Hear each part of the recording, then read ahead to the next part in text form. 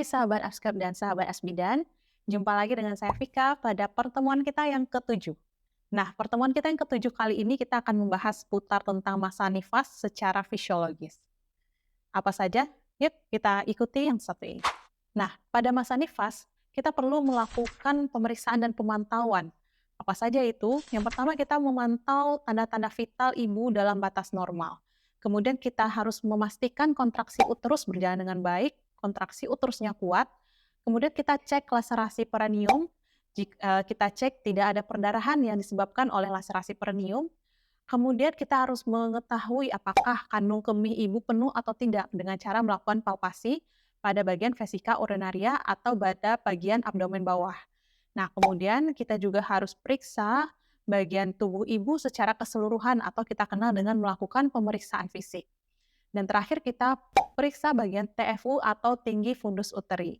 Nah, tinggi fundus uteri ibu pada masa nifas, setelah plasenta lahir, itu tinggi fundus uteri berada di 2 jari di bawah pusat.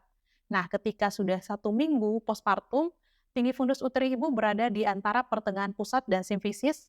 Nah, ketika sudah 2 minggu postpartum, tinggi fundus uteri ibu sudah tidak teraba lagi di atas simfisis. Nah, kita masuk kepada pemberian ASI. Pemberian ASI pada masa nifas dan masa laktasi ini sangat bermanfaat bagi ibu dan bagi bayi. Nah, manfaatnya bagi ibu yaitu sebagai kontrasepsi karena bisa menunjang kontrasepsi alamiah atau kita sebut dengan metode amenorrhea laktasi atau MAL. Kemudian juga bisa dari segi aspek kesehatan dan aspek untuk diet bagi ibu.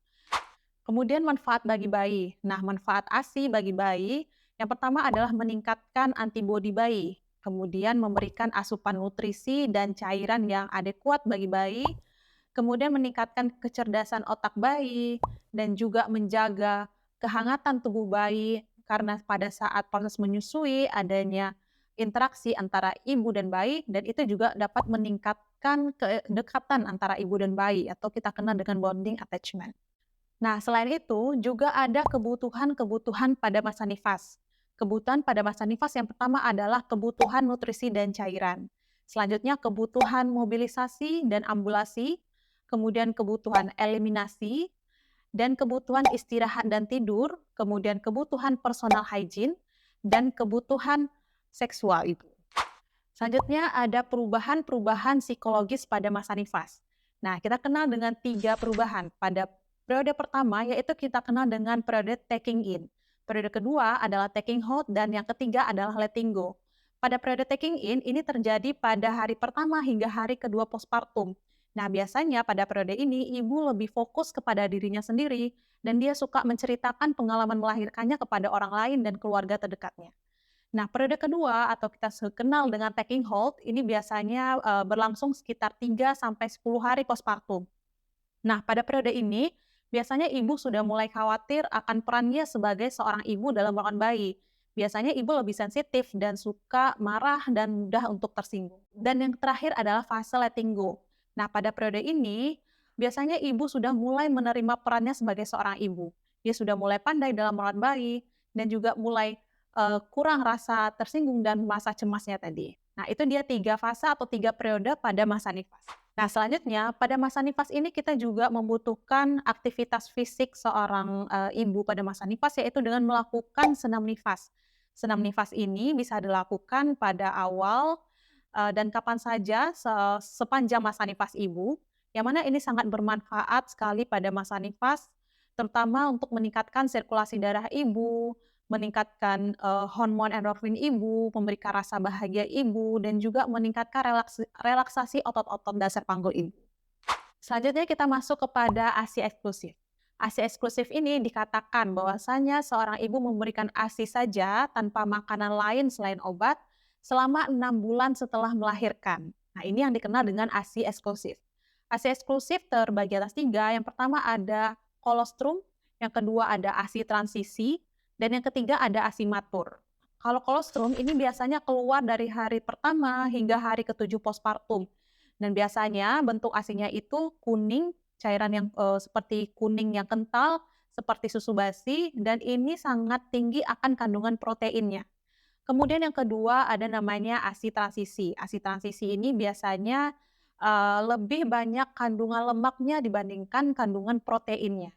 Yang ketiga ada asimatur. Asimatur ini juga terbagi atas ASI awal dan ASI akhir. Kalau ASI awal ini lebih banyak kandungan airnya, sedangkan ASI akhir itu akan lebih banyak kandungan lemaknya. Nah, selanjutnya kita masuk kepada contoh pembahasan soal. Soalnya adalah seorang perempuan umur 30 tahun melahirkan di PMB 6 jam yang lalu. Hasil pemeriksaan tekanan darah 110/70, nadi 85 kali per menit, suhu 36,7 derajat Celcius, dan pernafasan 24 kali per menit. Saat ini, ibu sudah diperbolehkan untuk berdiri dan berjalan-jalan, serta dianjurkan untuk mobilisasi segera. Pertanyaannya adalah, apakah tahapan nifas yang dimaksud pada kasus di atas? Nah, kita lihat di sini bahwasanya si ibu nifas ini baru melahirkan 6 jam yang lalu. Nah, kita tahu bahwasanya tahapan pada masa nifas itu ada 4. Yang pertama ada immediate postpartum. Nah, immediate postpartum ini merupakan masa segera setelah plasenta lahir sampai dengan 24 jam postpartum. Sedangkan early postpartum itu masa setelah 24 jam sampai dengan 1 minggu postpartum. Yang ketiga ada late postpartum, di mana ini bidan memberikan asuhan dan pemeriksaan sehari-hari pada ibu nifas. Dan yang keempat ada remote postpartum, yang artinya ini masa pemulihan ibu secara keseluruhan dari masa nifas. Untuk soal yang satu ini, jawabannya adalah A, immediate postpartum. Oke, baiklah sahabat Abskep dan sahabat Asbidan semuanya. Itu tadi review materi dan contoh pembahasan soal kita pada pertemuan kita kali ini. Jangan lupa like, comment, dan subscribe YouTube channel kita. Sampai jumpa di video selanjutnya.